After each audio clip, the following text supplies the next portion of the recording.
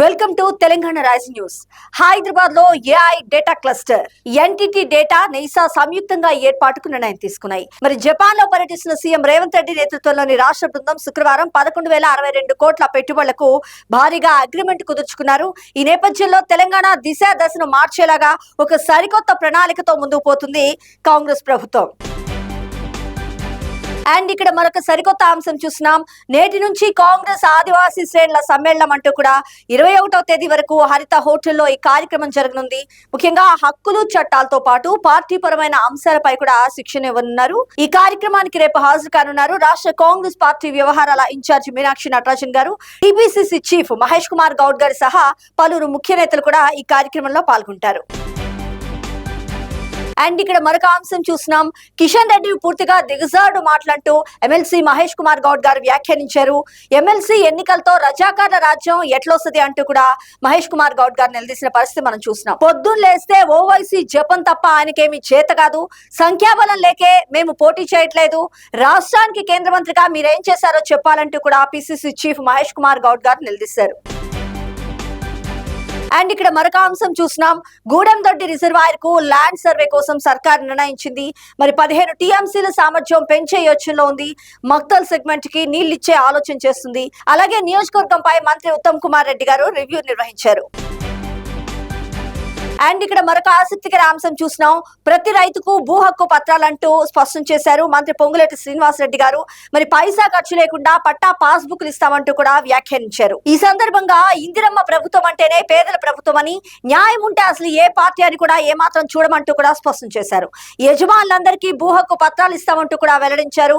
మరి ఈ నేపథ్యంలో ఆదిలాబాద్, భూపాల్పల్లి జిల్లాలో భూభారతి అవగాహన సదస్సులు నిర్వహించారు. మంత్రి సీతక్క గారు, కొండా సురేఖ గారు ఈ కార్యక్రమంలో పాల్గొన్నారు. ఈ సందర్భంగా కొండా సురేఖ గారు మాట్లాడుతూ దేశానికి వెన్నుముక రైతన్న అంటే, మరి మంత్రి సీతక్క గారు మాట్లాడుతూ మరి రైతుది భూమిది పూర్తిగా కూడా తల్లి బిడ్డల అనుబంధం అంటూ కూడా వ్యాఖ్యానించారు.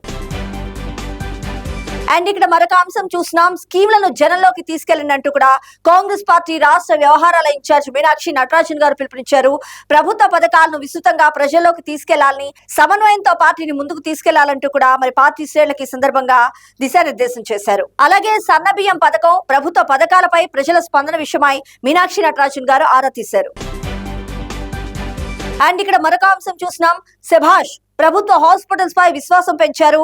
ఉస్మానియా డాక్టర్లకు సీఎం ప్రత్యేకంగా అభినందనలు తెలియజేశారు. మరి నేను రాను బిడ్డ సర్కారు దవాఖానకు అనే పరిస్థితి నుంచి ఈ రోజు ప్రభుత్వ హాస్పిటల్స్ ని నమ్మేలా ఒక భరోసా పెంచారు డాక్టర్స్.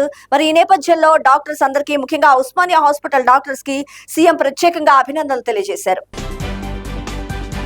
అండ్ ఇక్కడ మరొక అంశం చూస్తున్నాం. ఫలించిన సన్నబియ్యం పథకం వచ్చినట్టే ఖాళీ. 1.67 లక్షల టన్నులకు 1.52 లక్షల టన్నుల పంపిణీ పూర్తయింది. గతంలో ఎప్పుడూ ఈ పరిస్థితి లేదంటున్న అధికారులు. మరి ఎప్పుడైతే పేదల ప్రభుత్వం కాంగ్రెస్ పార్టీ ఈ సన్నబియ్యం పథకం తీసుకొచ్చిందో ప్రజలంతా కూడా తాము పండుగ చేసుకున్న పరిస్థితి మనం ప్రత్యక్షంగా చూస్తూ ఉన్నాం. మరి పేదవాడి కంచెల్లో సన్నబియ్యంతో పేద ధనిక తారతమ్యాలను కూడా పూర్తిగా తుడిచేసింది కాంగ్రెస్ పార్టీ. అండ్ ఇక్కడ మరొక అంశం చూస్తున్నాం.